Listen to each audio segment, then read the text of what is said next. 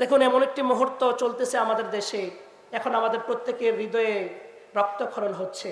আপনারা জানেন যে আমাদের একজন অ্যাডভোকেট, মুসলিম আইনজীবী অ্যাডভোকেট সাইফুল ইসলাম আলিফ ভাইকে ওই হিন্দু প্রতাত্তারা উগ্রবাদী সংগঠন ইসকন নির্মমভাবে আমার এই ভাইটিকে দুনিয়া থেকেই বিদায়ের ব্যবস্থা করেছে। আমরা যদিও বলি আমরা 92% মুসলমান আমাদের দেশ, কিন্তু আপনি পড়েন, একটু পড়াশোনা করেন তো দেখবেন 7% হিন্দু, বৌদ্ধ, খ্রিস্টান, তার মধ্য থেকে 35% বিধর্মীদের মধ্য থেকে, বিশেষ করে হিন্দু সংখ্যাগরিষ্ঠ ওই বিধর্মীদের মধ্য থেকে 35% তারা বিভিন্ন সরকারি চাকরি করছে। কত পার্সেন্ট? সবাই বলেন কত পার্সেন্ট? 35% ওই বিধর্মীরা সরকারি চাকরি করছে। যে ওই দিন আদালতে আইনজীবীরা সাধারণত একসাথে চলাফেরা করে অথবা গাড়িতে চলাফেরা করে, কিন্তু আমাদের অ্যাডভোকেট সাইফুল ইসলাম আলিফ ভাইকে কিভাবে আদালত পাড়া থেকে নিয়ে রঙ্গন টাওয়ারের কাছে নিয়ে এভাবে জবাই করার মতো পরিস্থিতি তৈরি হলো। আপনি খেয়াল করেন, ও মুসলমান, আমি শুধু আপনাদের নিবেদনে বিবেককে জাগ্রত করতে চাই যে আমরা মনে করি আমরা মুসলিম, আমরা মনে করি আমরা সংখ্যাগরিষ্ঠ, আমরা মনে করি আমরা এই সমাজের বুকে আমরাই সেরা, এ দেশের বুকে আমরাই সেরা।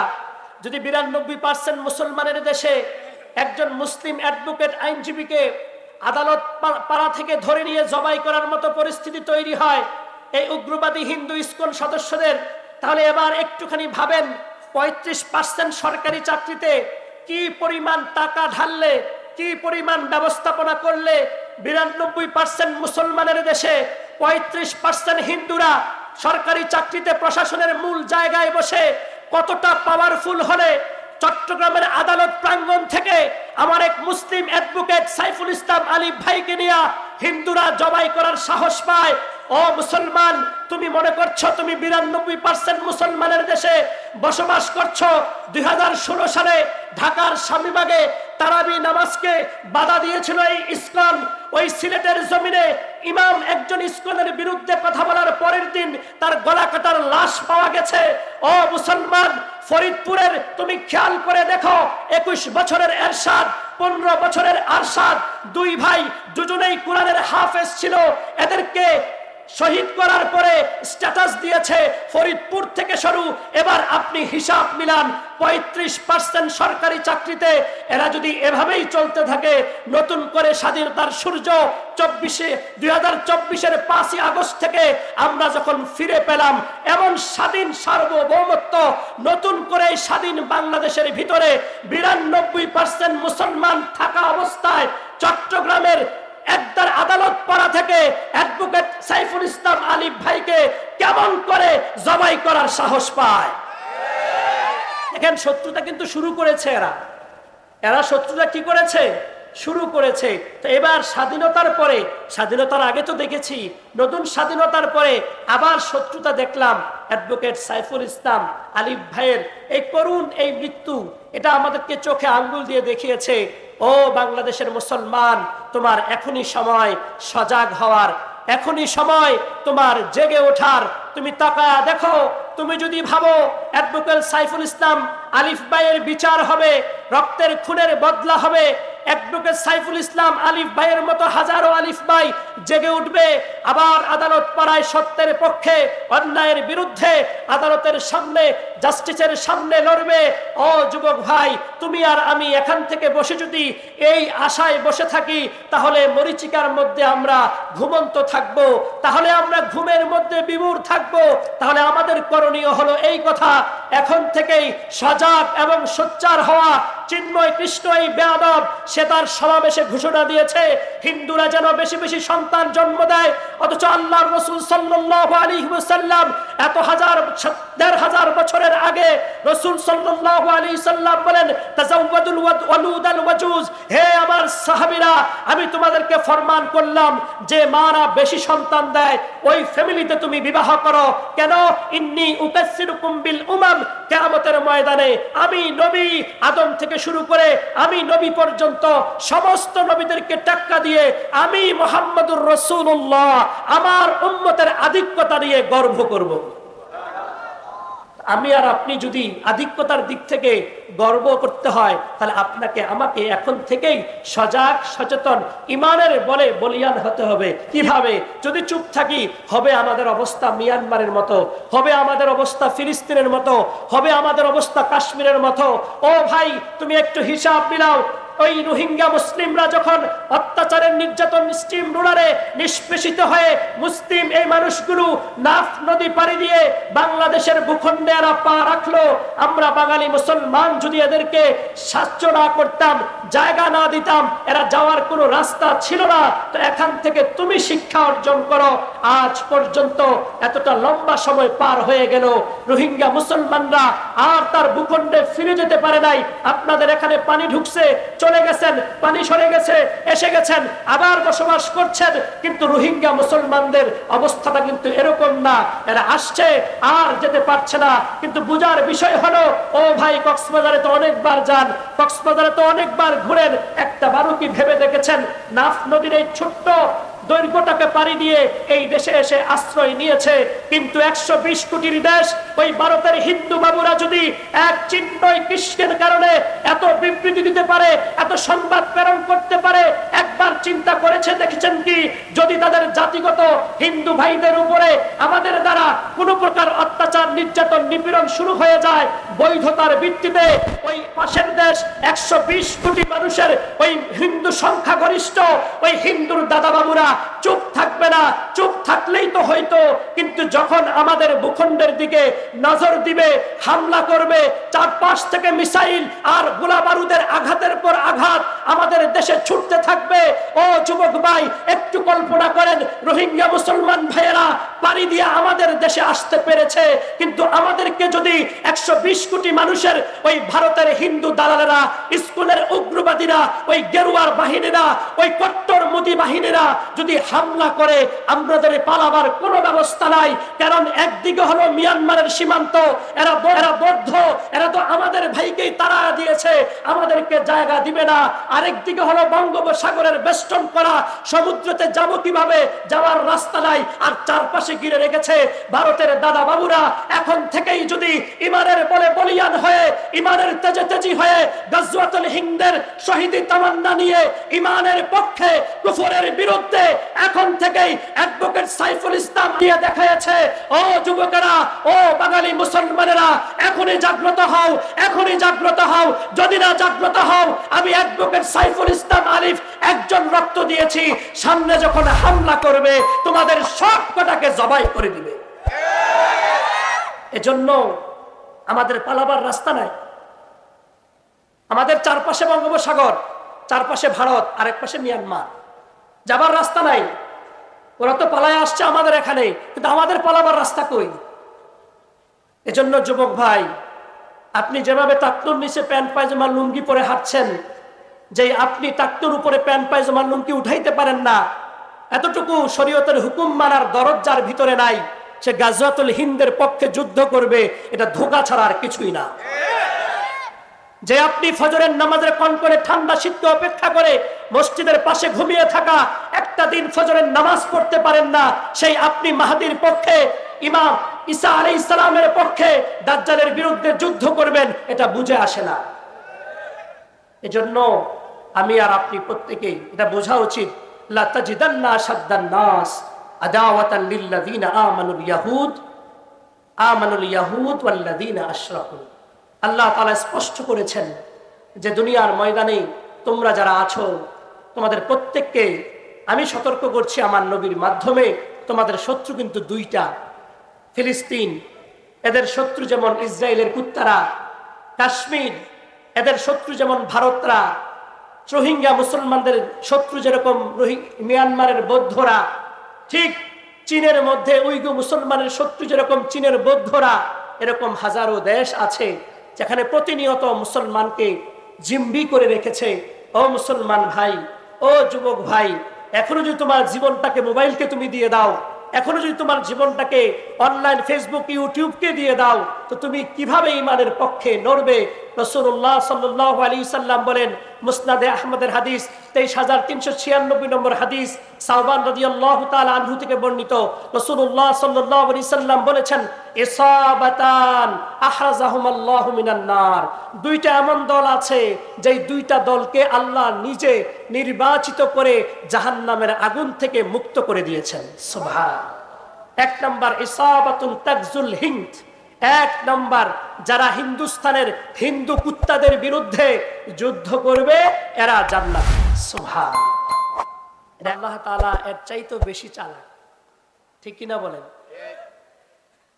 যে কোরআনের মজলিসে আপনার হাত পা সবকিছু নাড়াচাড়া করে আপনি অসৌজন্যমূলক আচরণ প্রদর্শন করছেন, তো আল্লাহ তাআলা চাইলে লাউ নাশাউ লাতামাসনা আলা আয়ুনিহিম ফাস্তাবাকুস সিরাত, রব্বুল আলামিন বলেন, চাইলে আমি তোমার চোখ এর আলোকে নিষ্প্রভ করে দিতে পারি, আলোহীন করে দিতে পারি।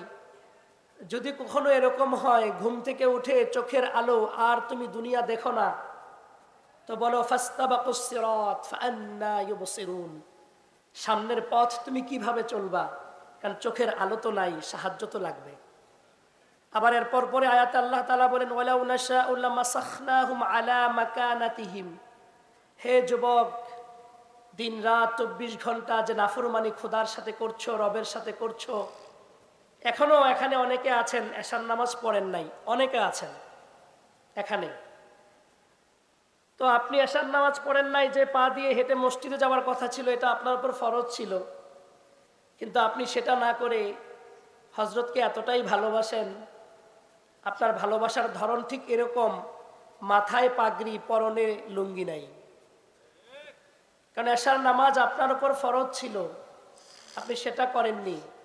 আলহামদুলিল্লাহ অনেকেই করেছেন, হয়তোবা কিছু পার্সেন্টেজ কম, তারা হয়তো এশার নামাজ না পড়েই মাথায় পাগড়ি নিয়ে পরনে কাপড় না রেখেই বসেছেন, ব্যাপারটা এরকম। তো আল্লাহ তাআলা বলেন, ওয়ালাউ নাশাউ লামাসাখনাহুম আলা মাকানাতিহিম, যে পা দিয়ে হেঁটে তুমি রাত নিশীতে, মানুষের ঘরে আলোর ব্যবস্থা নাই আর তুমি লাইটিং করে ব্যাডমিন্টন আর ক্রিকেট ফুটবলের ব্যবস্থা করো রাত্রি জেগে জেগে, যে পা দিয়ে ওখান পর্যন্ত যেতে পারো, ওখানের খেলাধুলা তুমি করতে পারো, এই পা দিয়ে তো মসজিদে তুমি আসো না বান্দা। তুমি শোনো সূরা ইয়াসিনে আমি বললাম, ওয়ালাউ নাশাউ লামাসাখনাহুম আলা মাকানাতিহিম, তোমার পাকে যে কোনো সময় আমি প্যারালাইজড করে দিতে পারি। যদি আমি আল্লাহ চাই তোমার পা প্যারালাইজড হয়ে যাবে, নড়াচড়া করার সুযোগ নাই।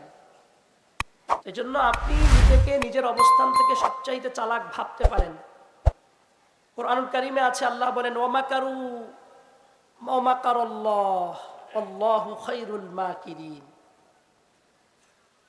এই যে 5ই আগস্টের আগে 16 বছর ধরে দাবিয়ে চলা অত্যাচারের স্টিম রোলার চালিয়ে প্রত্যেকটা মানুষের দোরগোড়ায় জুলুমের ছিটেফোঁটা পৌঁছে দেবার মতো যে শক্তিমত্তা জালিম শাসক দেখিয়েছিল, তো তারা চারপাশে প্রশাসনিক সমস্ত ব্যবস্থাপনাকে এমনভাবে ফিট করেছে, এরা নিশ্চিত জেনে নিয়েছে এদেরকে কেউ নড়াতে পারবে না, কেউ সরাতে পারবে না। তো রব্বুল আলামিন বলেন যে দেখো তোমরা ষড়যন্ত্র করো, আমি তো ষড়যন্ত্র করি না, আমি কৌশল অবলম্বন করি। তো তুমি যাদের তার কাছ থেকে কোনো প্রকার তোমার আসন চলে যাবে এটার আশাও করো নাই, ভাবও নাই। নিরস্ত্র সাধারণ বৈষম্য বিরোধী ছাত্র আন্দোলনের মাধ্যমে তোমার সমস্ত বাহিনী পর্যদুস্ত হয়ে যাবে, তোমার সমস্ত কষ্ট সব পর্যদুস্ত হয়ে যাবে, তুমি ভাবছ। তো আমি এরকম নিরস্ত্র বৈষম্য বিরোধী কিছু ছাত্র জনতা 16 বছরের 25 বছরের যুবক তরুণ ছাত্রের মাধ্যমে তোমাকে এমন ভাবে তোমার গদি থেকে সরানোর ব্যবস্থা করেছি, তুমি 15 মিনিট সময় পর্যন্ত চাইছো কথা বলার সুযোগ আমি আল্লাহ দেই নাই। এজন্য আমি আর আপনি যখনই মজলিসে বসবে, এটা আমার শায়খের কথা, প্রতিনিয়ত হযরত বলেন একজন লোক হলে অসুবিধা নাই, কিন্তু যতক্ষণ বসে থাকবে আদবের সাথে বসে থাকতে হবে। এজন্য হযরতের ছাত্র হিসাবে, হযরতের খাদেম হিসাবে, প্রায় সময় হযরতের সাথে সফর সঙ্গী হিসাবে এটাই উপলব্ধি করেছি। গত 3 দিনও আমরা ময়মনসিংহ, নরসিংদী, নেত্রকোনা টানা 3 দিন সফর ছিল। এরকম প্যান্ডেলের কয়েকটার সমান ময়মনসিংহ যেখানে হজরত বয়ান করেছিলেন, তো ওখানে কি পরিমাণ যুবক, হজরতের বয়ানে ম্যাক্সিমামই যুবকই আসে। এজন্য কালেকশন করতে বললে অনেক সময় হজরত এই কথা বলেন, যুবকদের পকেটে টাকা থাকে শুধু এফডি পুরানোর, এদের কাছে তো আর ব্যাংক ব্যালেন্সের অ্যাকাউন্ট থাকে না। তো এই জন্য আমার সময় কালেকশন করতে গেলে যুবকদের হাতে থাকেই কি, পকেটে থাকেই কি। এজন্য হজরতের মূল পেরেশানি এটাই। আমরা ওই সফরে প্রায় 10টা উল্লেখযোগ্য কারণ গাড়িতে বসে বসে হজরত লিখাইছে, আমার হাত দিয়ে লিখাইছে, আবার বলছে ছবি উঠাও। 5 জন লেকচার, অর্থাৎ লেকচার দিবে এরকম লেকচারার ঠিক করেছে ফেব্রুয়ারির 8 তারিখ মেবি একটা যুবকদেরকে নিয়ে পুরো বাংলাদেশ ব্যাপী। হজরতের দিলের তামান্না এটা যে এই 10টা জিনিস আরো আছে, যে এগুলোই যুবক তুমি যদি এগুলো থেকে বের হয়ে আসতে পারো, ইউটার্ন করতে পারো, তো তোমার সামনের জীবন সম্ভাবনাময়। তোমার এই জীবন যদি তুমি সুন্দর করে একটু ইউটার্ন করতে পারো, তো শাবুন নাশআ ফি ইবাদাতিল্লাহ, তো হাসরের ময়দানে তোমাকে যে ছায়া দিবে ওই ছায়াটার নাম হবে আরশে আজিমের ছায়া। সুবহানাল্লাহ। এজন্য ভাই কষ্ট করে এসেছেন, এই মুহূর্তে এশার নামাজ যারা পড়েননি আপনারা এখন উঠলে এটা লজ্জা। ইসলামে সরাসরি কাউকে লজ্জা দেওয়া এটা হারাম কবিরা গুনাহ, ইসলামের মধ্যে এটা নিষেধ। তো এই জন্য আমরা যারা এশার নামাজ না পড়ে বসেছি, বিনীত অনুরোধ এটা, রসুল বলেন মান সাল্লাল ইশা বিল জামাআ ফাকান্নামা কামা নিসফাল লাইল, যে ব্যক্তি এশার নামাজ জামাতের সাথে পড়লো সে যেন অর্ধেক রাত নফল ইবাদতের সওয়াব পেয়ে গেল। ওমান সাল্লাস সুবহা ফাকান্নামা কামাল লাইলা কুল্লা, আর যে ব্যক্তি ফজরের নামাজ আবার জামাতের সাথে পড়লো তো পুরা রাত ইবাদতের সওয়াব পেয়ে গেল। সুবহানাল্লাহ। তা আপনি সারা বছর ওয়াজ শুনে আপনার লাভ হবে কি? এশার নামাজ পড়লেন অর্ধেক রাত। আবার আল্লাহ রাসূল বলেন ইন্না আসকালা সালাতিন আলাল মুনাফিকিন সালাতুল ইশা সালাতুস সুবহ, নিশ্চয়ই সবচাইতে কঠিন মুনাফিকদের উপরে ছিল 2টা নামাজ, এক হলো ফজরের নামাজ আর এক হলো এশার নামাজ।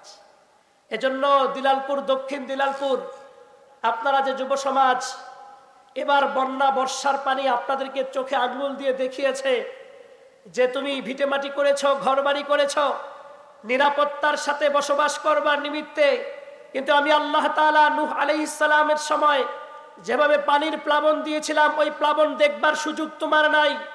ইন্টারনেটের অভ্যন্তরে নিজেকে প্রতিনিয়ত ডুবিয়ে রেখেছ, তারপরেও নূহ আলাইহিস সালামের ওই সময়ের পানির প্লাবন, পানির যে তীব্রতা, পানির যে তীব্র গর্জন আর বিভীষিকার কঠিনতা, এটা তোমাদের দেখার সুযোগ নাই, কারণ কোনো অনলাইন ভিত্তিক কোনো মিডিয়া এটাকে কাস্ট করার সুযোগ ছিল না। কিন্তু আপনাদেরকে এবারের বর্ষা মৌসুমে দেখিয়েছে যে ঘর বানিয়েছেন নিরাপত্তার সাথে থাকবার জন্য, চলবার জন্য, বসবাসের জন্য, কিন্তু এই ঘরগুলোর সবটুকু পানির নিচে নিয়ে মাবুদ দেখাইছে, রব্বুল আলামিন দেখাইছে বান্দা তোমার অহংকার তুমি ধুলায় মাটিতে মিশিয়ে দাও, তোমার এই বরত্বের অহংকার, তোমার এই যৌবনের তারুণ্যের অহংকার সবগুলো মিচমার করে দিয়ে এক আল্লাহর দিকে ফিরে আসো, না হলে তোমাদের একবার অনেক দিন পরে পানির একটা স্রোতের প্রবাহমান অবস্থা দিয়ে প্রত্যেকটা মানুষের মনিকোটায় ভয় ঢুকাইয়া দিয়েছে। ঠিক কিনা বলেন?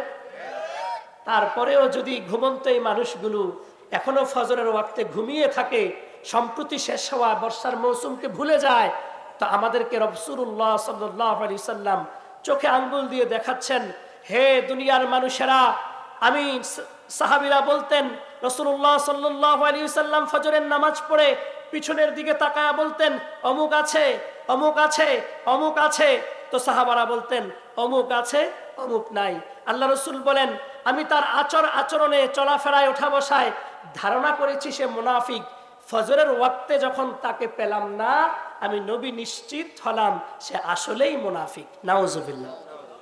এবার আপনার এলাকার সাথে মিলিয়ে নেন, সার্টিফাই করেন যে আপনার এলাকার মেম্বার, চেয়ারম্যান, মাতব্বর, সমাজের সবচেয়ে উচ্চ শ্রেণীর যে ব্যক্তিটি মসজিদের আশপাশে বসবাস করে, ফজরের নামাজের ওয়াক্তে গিয়ে আপনি তালাশ করেন ফজরের নামাজে এই মুসল্লিটা পাওয়া যায় কিনা, ফজরের নামাজে আপনার এলাকার মাতব্বরকে মসজিদে পাওয়া যায় কিনা, আপনার এলাকার চেয়ারম্যানকে মসজিদে পাওয়া যায় কিনা।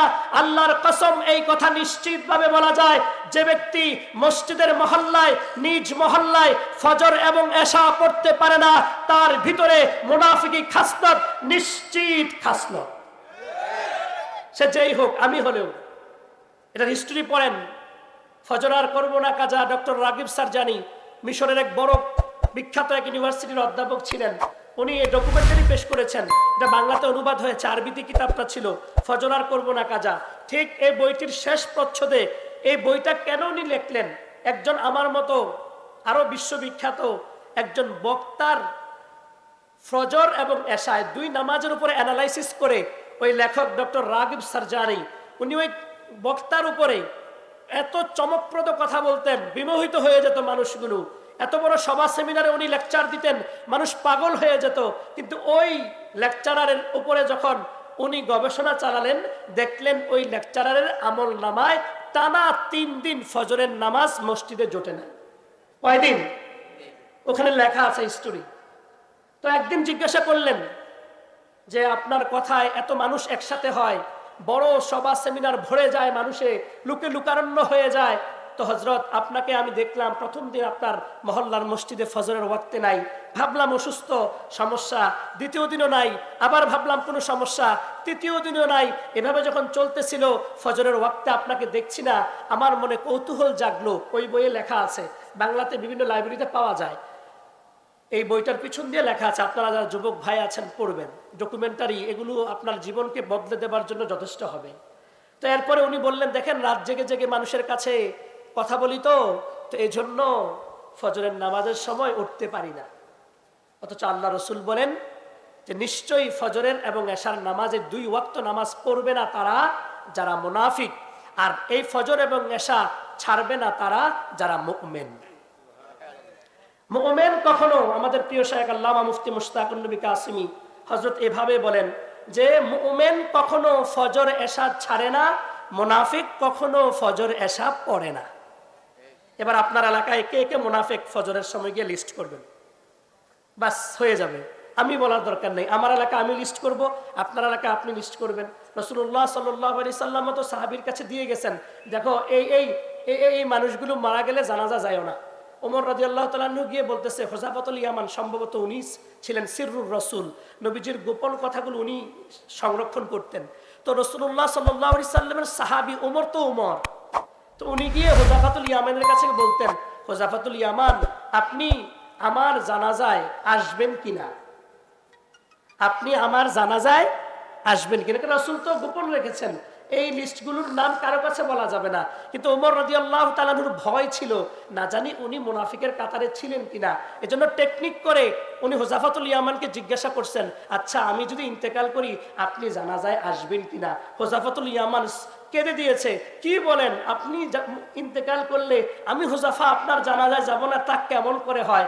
ওমর রাদিয়াল্লাহু তাআলা আনহু এবার হাফ ছেড়ে বাঁচলেন, বড় এক ঝুঁকিপূর্ণ সার্টিফিকেট থেকে নিজেকে মুক্ত করে নিজে আলহামদুলিল্লাহ পড়লেন। সুবহান। অথচ আমরা বসে আছি যে আমরা মুমিন।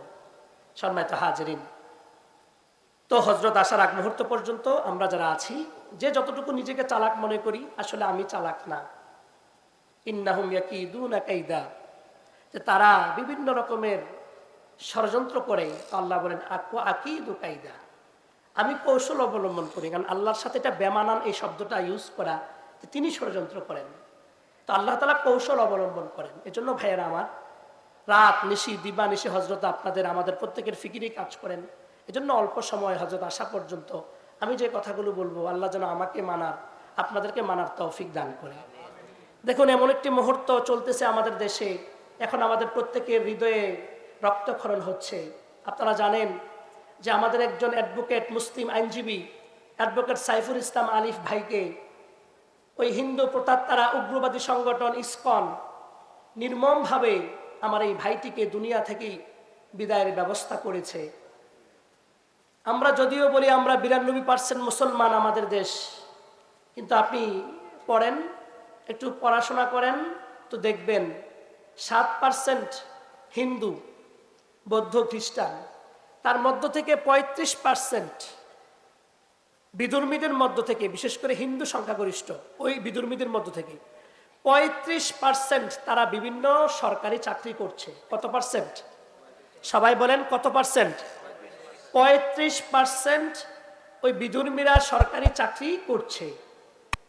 বলে এটা কেন বললাম? এটা কথাটা এজন্য বললাম যে তাদের ইসকন উগ্রবাদী এই সংগঠন সাবেক যে শিক্ষামন্ত্রী ছিল মহিবুল চৌধুরী, তার নিজের বক্তব্য নিজে ঘোষণা দিয়েছে, স্বঘোষিত একটি সেমিনারে সে নিজে বলেছে, আমি যখন লন্ডনে ছিলাম, ইউকেতে ছিলাম, তো আমি ইসকনের মন্দিরে যাইতাম। নাউজুবিল্লাহ বলেন।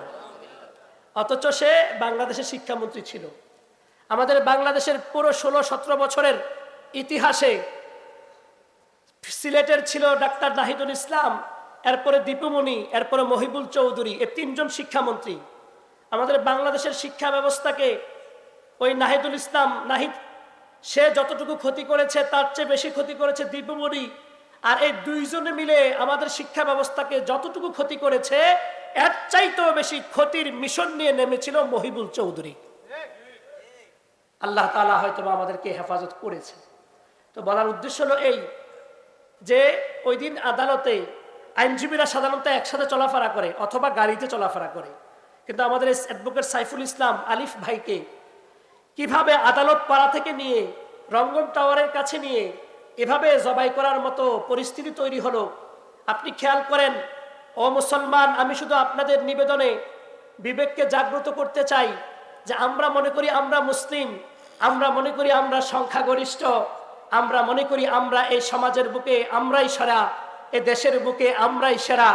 যদি 92% মুসলমানের দেশে একজন মুসলিম অ্যাডভোকেট আইনজীবীকে আদালত পাড়া থেকে ধরে নিয়ে জবাই করার মতো পরিস্থিতি তৈরি হয় এই উগ্রবাদী হিন্দু ইসকন সদস্যদের, তাহলে এবার একটুখানি ভাবেন 35% সরকারি চাকরিতে কি পরিমাণ টাকা ঢাললে, কি পরিমাণ ব্যবস্থাপনা করলে 92% মুসলমানের দেশে 35% হিন্দুরা সরকারি চাকরিতে প্রশাসনের মূল জায়গায় বসে কতটা পাওয়ারফুল হলে চট্টগ্রামের আদালত প্রাঙ্গণ থেকে আমার এক মুসলিম অ্যাডভোকেট সাইফুল ইসলাম আলিফ ভাইকে নিয়ে হিন্দুরা জবাই করার সাহস পায়।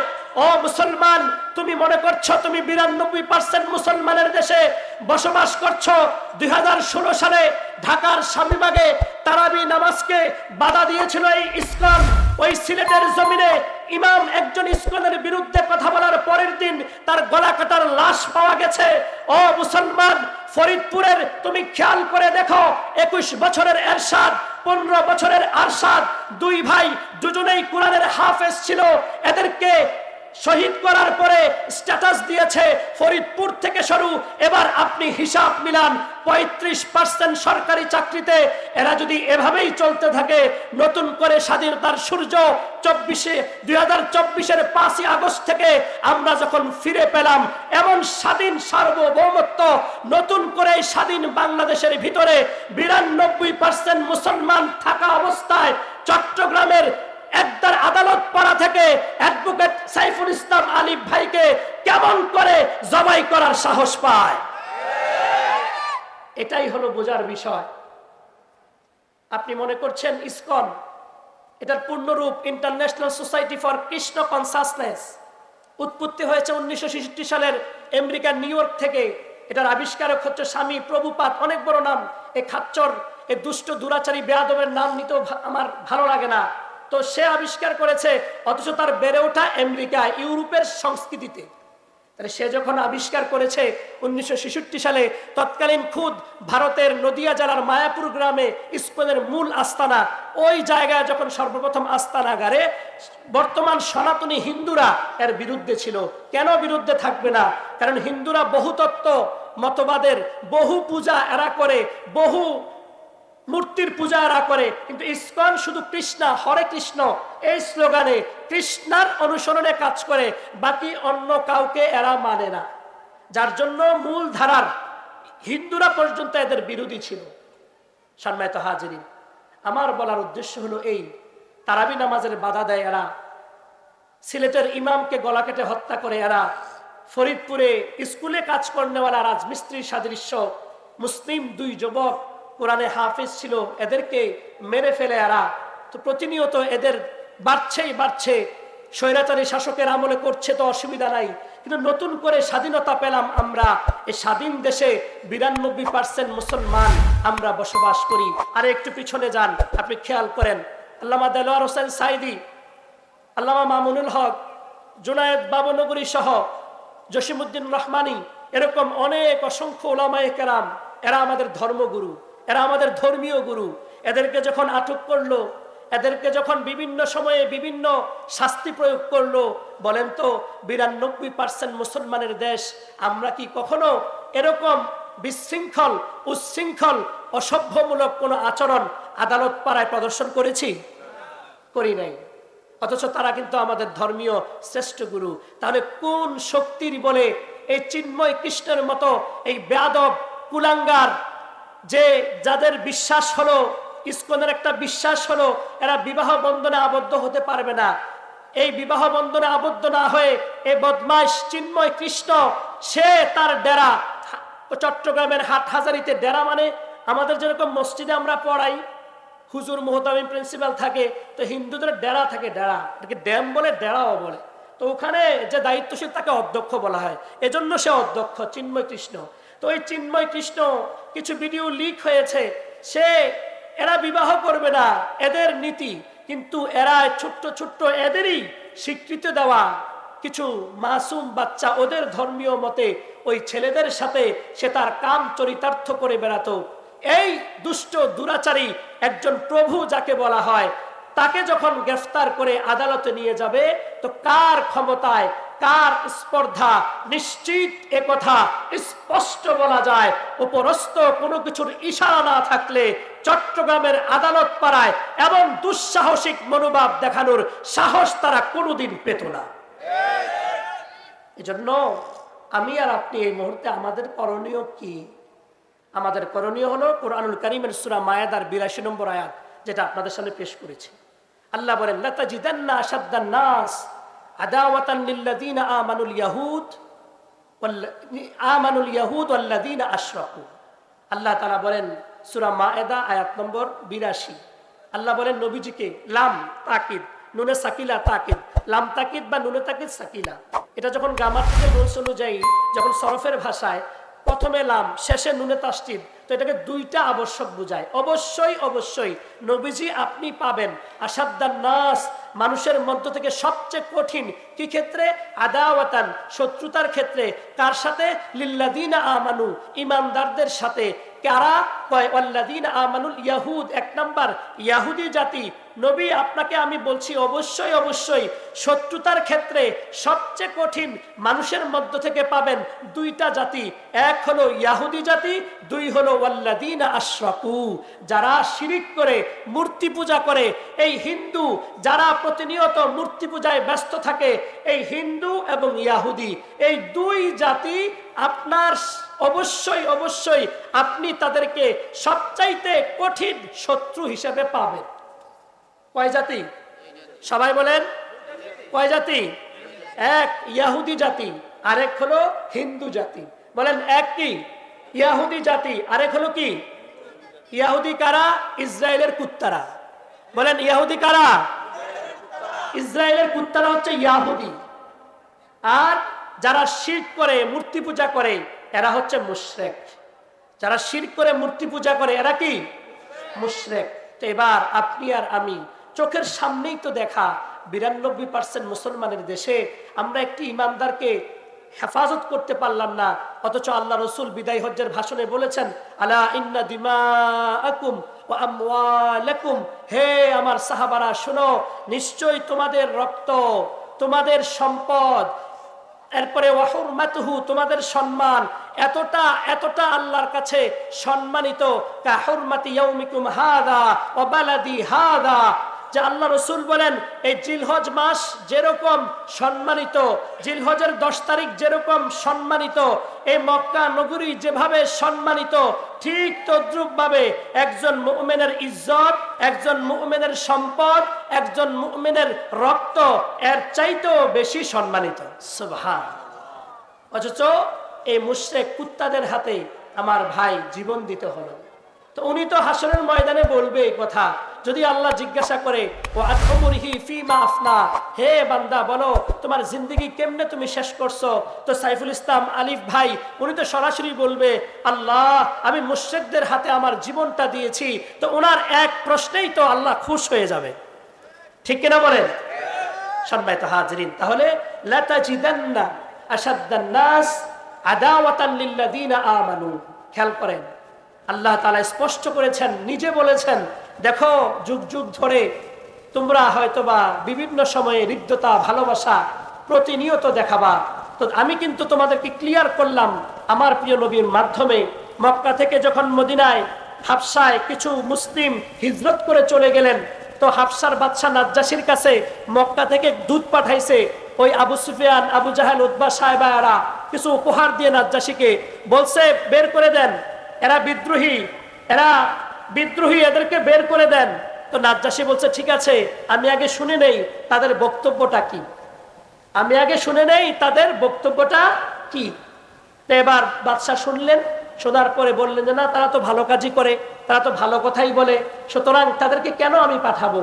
তো বাদশা নাজ্জাশী ওই মুশরিকদের আবু জাহেল, উতবা, সায়বা, আবু সুফিয়ান এদের সমস্ত উপহার ফেরত দিয়েছে এবং মুসলমান ওই সাহাবীদেরকে আরো সুন্দর মেহমানদারির ব্যবস্থা করেছে। সুবহানাল্লাহ। তাই নবীজিকে আল্লাহ বললেন, দেখেন শত্রুতা কিন্তু শুরু করেছে, এরা শত্রুতা কি করেছে, শুরু করেছে। তো এবার স্বাধীনতার পরে, স্বাধীনতার আগে তো দেখেছি, নতুন স্বাধীনতার পরে আবার শত্রুতা দেখলাম। অ্যাডভোকেট সাইফুল ইসলাম আলিফ ভাইয়ের এই করুণ এই মৃত্যু, এটা আমাদেরকে চোখে আঙ্গুল দিয়ে দেখিয়েছে, ও বাংলাদেশের মুসলমান, তোমার এখনই সময় সজাগ হওয়ার, এখনই সময় তোমার জেগে ওঠার। তুমি তাকায়া দেখো, তুমি যদি ভাবো অ্যাডভোকেট সাইফুল ইসলাম আলিফ ভাইয়ের বিচার হবে, রক্তের খুনের বদলা হবে, অ্যাডভোকেট সাইফুল ইসলাম আলিফ ভাইয়ের মতো হাজারো আলিফ ভাই জেগে উঠবে, আবার আদালত পাড়ায় সত্যের পক্ষে, অন্যায়ের বিরুদ্ধে আদালতের সামনে, জাস্টিসের সামনে লড়বে।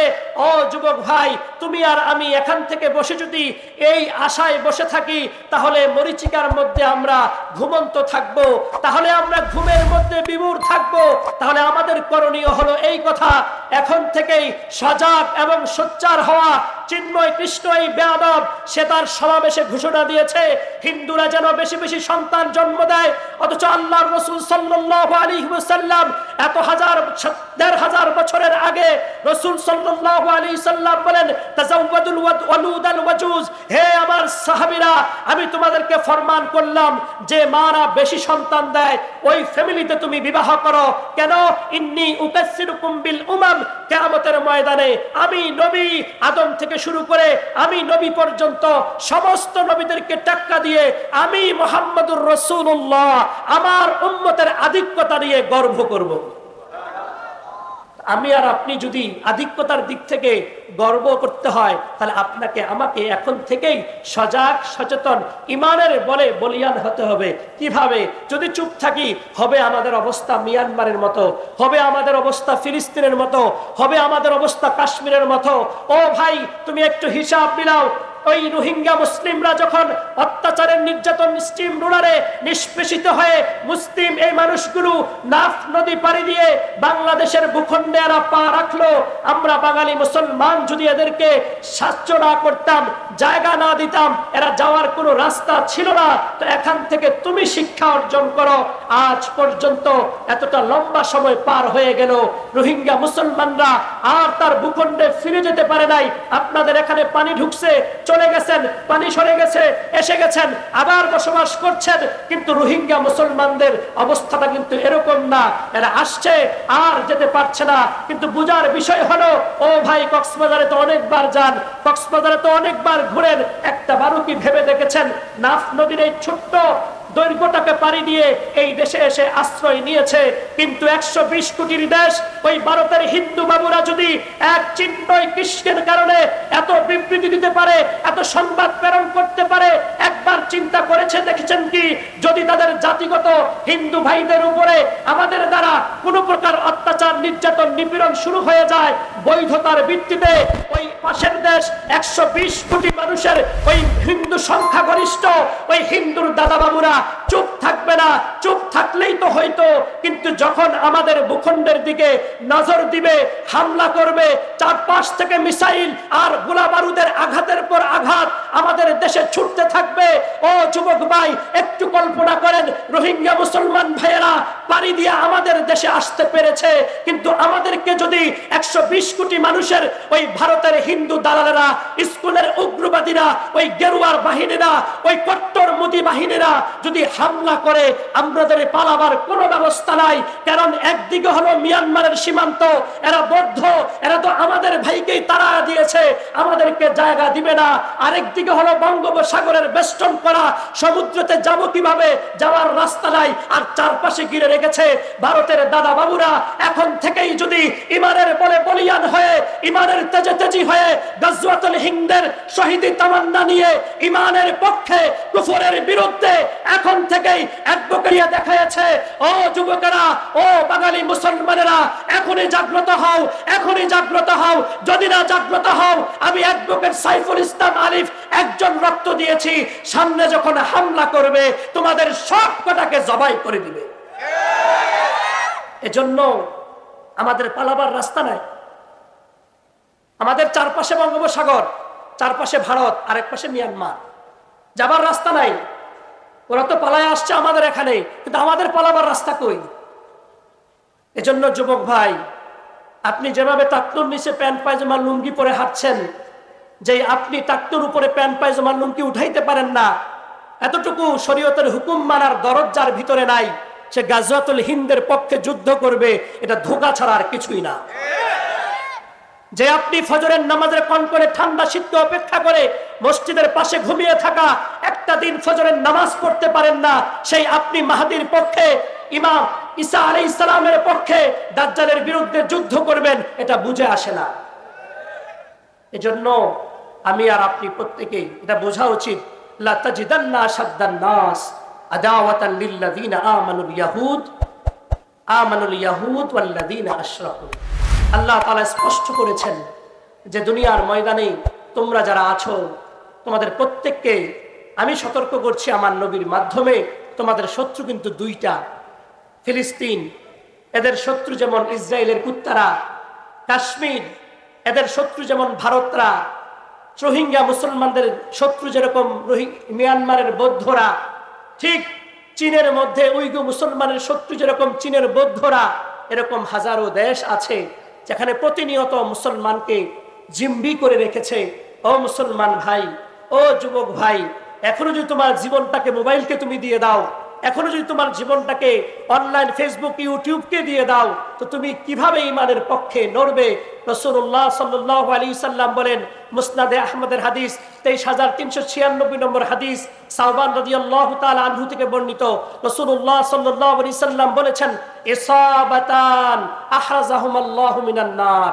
দুইটা এমন দল আছে যেই দুইটা দলকে আল্লাহ নিজে নির্বাচিত করে জাহান্নামের আগুন থেকে মুক্ত করে দিয়েছেন। সুবহান।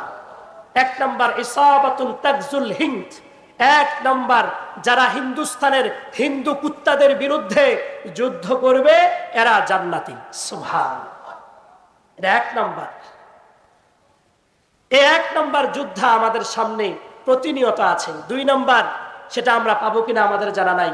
রাসূলুল্লাহ সাল্লাল্লাহু আলাইহি সাল্লাম বলেন, ইসাবাতান তাগজু মা ঈসা ইবনে মারইয়াম, যারা শেষ জামানায় দাজ্জালের বিরুদ্ধে ঈসা আলাইহিস সালামের পক্ষ হয়ে যুদ্ধ করবে, এরা হলো দুই নাম্বার দল। এই দুই দলকে আল্লাহ রাব্বুল আলামিন নিজে বলেছেন রাসূলুল্লাহ সাল্লাল্লাহু আলাইহি সাল্লামের মাধ্যমে যে জাহান্নামের আগুন থেকে তাদেরকে বের করেছেন। সুবহান। মুসনাদে আহমদের আরেকটি হাদিস আছে, 7128 নম্বর হাদিস, আবু হুরায়রা থেকে বর্ণিত। রাসূলুল্লাহ সাল্লাল্লাহু আলাইহি ওয়াসাল্লাম বলেন, দেখো যদি তোমাদের সামনে এমন একটা মুহূর্ত চলে আসে যে গাজওয়াতুল হিন্দ চলে আসছে, আল্লাহ রাসূল বলেন, ফাইন উদরিকহা, যদি আমি সেটা পেয়ে যাই, রাসূলুল্লাহ সাল্লাল্লাহু আলাইহি সাল্লাম বলেন, উমফিক ফিহা মালি ওয়া নাফসি, আমি নবীজি তোমাদের সাথে বলছি, যদি আমি সেই সময়টা চলে আসে শিরকের বিরুদ্ধে ঈমানের পক্ষে, তা আমি রাসূল সাল্লাল্লাহু আলাইহি সাল্লাম তোমাদেরকে বলছি, সর্বপ্রথম উমফিক ফিহা মালি ওয়া নাফসি, আমি নবীজির মাল এবং জান ওই গাজওয়াতুল হিন্দের পক্ষে প্রথম লড়বো আমি। সুবহান। এবার আল্লাহ রাসূল বলেন, ফাইন উকতাল, যদি আমি ওখানে শহীদ হয়ে যাই, যদি আমি ওখানে আল্লাহর কাছে চলে যাই, তো কুনতু মিন আফদালিশ শুহাদা, আল্লাহ রসুল বলেন, তাহলে যত শাহাদাত বরণ করবে সমস্ত শহীদদের থেকেও আমি শ্রেষ্ঠ হব। সুবহানাল্লাহ। আর যদি আমি ওখানেই থাকি, আল্লাহ রসুল বলেন আর যে যদি আমি সেখান থেকে ফিরে আসি, তো হাদিসের ভিতরে আবু হুরায়রা ঢুকাই দিয়েছেন যে আবু হুরায়রা যদি আমিও থাকি মুহাররার, তাহলে আমি যদি বেঁচে ফিরি তাহলে আমি জাহান্নাম থেকে মুক্ত, আর যদি আমি শহীদ হই তাহলে আমি শহীদদের মধ্য থেকে সর্বশ্রেষ্ঠ। সুবহান। এই গাজওয়াতুল হিন্দ আমাদের সামনে আমাদেরকে হাতছানি দিয়ে ডাকছে। এখন এই ডাকার জন্য আপনাকে আমাকে প্রিপেয়ার হতে হবে, প্রস্তুত হতে হবে। প্রস্তুতি এভাবে না, আপনি যেভাবে আপনার চুলের ডিজাইন যেরকম, এই ডিজাইনের চুল দিয়া ইসলামের পক্ষে যোদ্ধা হবেন এটা আশা করা যায় না। আপনার প্যান্ট পায়জামা লুঙ্গি প্রতিনিয়ত অপবিত্র থাকে, প্রস্রাবের নাপাক ফোটায়। আপনি অপবিত্র শরীর দিয়ে যে আপনাকে মুসলিম হিসাবে কেউ কোনো ইমাম যদি বলে ভাই চলো নামাজ পড়ি, তো আপনি বলে দেন আমার কাপড় ভালো না, আমার পোশাক ভালো না। রব বলেন ইন্নামাল মুশরিকুনা নাজাস, নিশ্চয়ই মুশরিক যারা এরা জন্মগতভাবে নাপাক, কারণ এরা কখনো ফরজ গোসল করে না, এদের বৈবাহিক সম্পর্ক কখনোই ইসলামের আলোকে হয় না, এরা কখনো পবিত্রতা অর্জন করে না, এরা সবসময় নাপাক। কিন্তু আপনি একজন মুসলিম, আল্লাহ তাআলার বান্দা, নবীজির উম্মত হয়ে কেমন করে এই কথাটা বলেন, কেমন করে এই কথাটা আপনি পেশ করেন যে আমি মুসলিম, অথচ আপনি নামাজ পড়ার যোগ্য হতে পারেন না। প্রতিনিয়ত আপনার নাপাক পোশাক, নাপাক কাপড় প্রতিনিয়ত আপনার গায়ের মধ্যে লেগে থাকে, অথচ রাসূলুল্লাহ সাল্লাল্লাহু আলাইহি ওয়াসাল্লাম কবরে আযাব দেওয়া হচ্ছে না। গুনাহ তেমন বড় না, গুনাহ তেমন কি না বড় না, গুনাহ ছোট। আল্লাহ রাসূল সাল্লাল্লাহু আলাইহি ওয়াসাল্লাম এবার সাহাবীদেরকে বিস্তারিত বলছেন, ফাআহাদুহুমা ইন্নাহু লা ইস্তানজিহু মিনাল বাউল। হে সাহাবারা শোনো, এক কবরে আযাব হচ্ছে এই জন্য সে দুনিয়াতে প্রস্রাবের নাপাকি থেকে নিজেকে বাঁচাইতো না। কিসের নাপাকি বলেন? সবাই বলেন কিসের নাপাকি? আপনার আমার এখানে যতগুলো যুবক ভাই এসেছেন, ইল্লা মাশাআল্লাহ কিছু ছাড়া বাকি কারো কাছে টিস্যু পাওয়া যাবে না, কিছু ছাড়া। কিছু না হলে তো ঠিক না। আল্লাহ রাসূল বলেন লা তাকুমুস সাআ ফিল আরদ হাত্তা ইউকালা ফিল আরদ আল্লাহ আল্লাহ। যতক্ষণ আল্লাহ আল্লাহ বলতে বলা থাকবে তখন কিয়ামত হবে না। কিছু তো মানুষ থাকবে যারা তো এই আসমান জমিন সব বলে পড়ে যেত, তাহলে তো পশ্চিম আকাশে সূর্য অস্ত যেত না, পূর্ব আকাশ থেকে উদিত হতো না, বাতাস নামক অক্সিজেন ফ্রিতে আমরা পেতাম না। কিছু তো আছে। এখন এক নাম্বার কবরে আযাব হচ্ছে কেন? আল্লাহ রাসূল বলেন সে প্রস্রাবের নাপাকি থেকে কি হয় নাই, পাক হয় নাই। অনেক মা বোন আছেন, ওনারাও প্রস্রাবের নাপাকি থেকে তো মুক্ত হনই না, ছোট বাচ্চা লালন পালনের করার কারণে। তো এরা কি করে, এই অলসতায় সারাদিনের নামাজও পড়ে না, কাপড় চেঞ্জ করতে হবে এজন্য। কিন্তু আল্লাহ রাসূল কি বললেন, এই কবরে বড় কোনো গুনাহের কারণে আযাব হচ্ছে না, ছোট্ট গুনাহ প্রস্রাবের নাপাকি থেকে সে মুক্ত হচ্ছে না। কিসের থেকে বলেন? প্রস্রাবের নাপাকি থেকে। তাহলে আপনার আমার উচিত প্রস্রাবের নাপাকি থেকে বাঁচা, এটা কবরের আযাব থেকে বাঁচার একটা মাধ্যম। প্রস্রাবের নাপাকি থেকে বাঁচা, এটা কবরের আযাব থেকে বাঁচার কি মাধ্যম। দুই নাম্বার কবরে আযাব হচ্ছে কেন? আল্লাহ রাসূল সাল্লাল্লাহু আলাইহি ওয়াসাল্লাম বলেন দুই নম্বর কবরে আযাব হচ্ছে কানা ইয়ামশি বিন নাবিলা।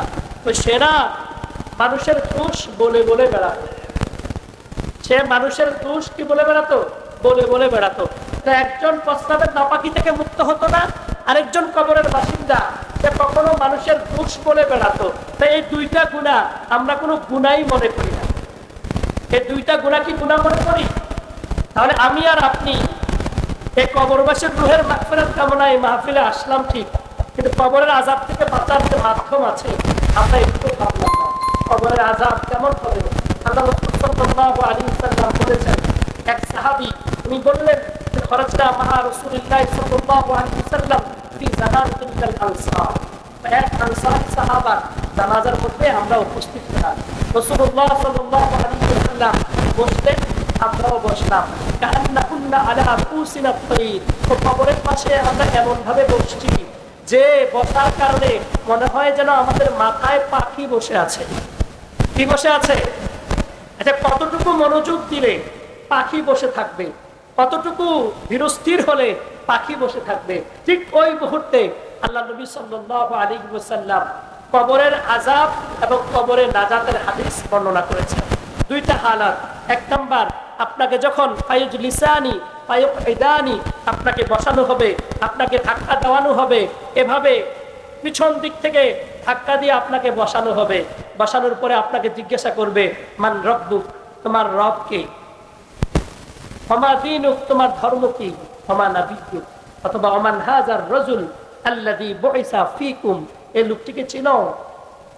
খেয়াল করেন ভাইরা আমার, যে যুবক ভাইগুলো এখানে দেখতে পাচ্ছি, কাউকে হিট করার জন্য না, এটা আমার কেমন যেন আবেগ, এক একজন এক একটা আবেগ নিয়ে চলে। আমার কেমন যেন এটা আবেগ। আজ থেকে 2024-এর 5ই আগস্টের আগে থানা থেকে যদি ফোন দিত কেউ যে দিলালপুরের অমুক এটা আমার লোক, তো সাথে সাথে পুলিশ ছেড়ে দিত। বলেন এরকম একটা অবস্থা ছিল কিনা? আবার সামনে হয়তো এমন অবস্থা আসতে পারে, বলা যায় না, যে এরকম ফোন দিবে আর বলবে এটা আমার লোক, ছেড়ে দাও, বাস ছেড়ে দিবে। এবার খেয়াল করেন, আচ্ছা দুনিয়ায় যদি 1,47,000 বর্গ মাইলের এতটুকু ছোট্ট জায়গায় যদি এতটুকু ক্ষমতা চলে, এবার যুবক ভাই আপনারা যারা দাড়িবিহীন, প্রতিনিয়ত যারা শেভ করেন, প্রতিনিয়ত যারা এই চাপার মধ্যে খুর লাগান, আপনি একবার ভাবেন তো, কবরে যখন আপনাকে রাখবে, নবীজিকে দেখায় যখন প্রশ্ন করবে মান হাযার রাজুল আল্লাযী বুইসা ফীকুম, যখন বলা হবে এই লোকটিকে চিনো, যে লোকটিকে তোমার কাছে প্রেরণ করা হয়েছিল, তো এবার ওখানে আপনি যদি দেখবেন আর নবী যদি বলে এটার মুখে তো দাড়ি নাই, সে আমার দলের না, উপায়টা কি হবে?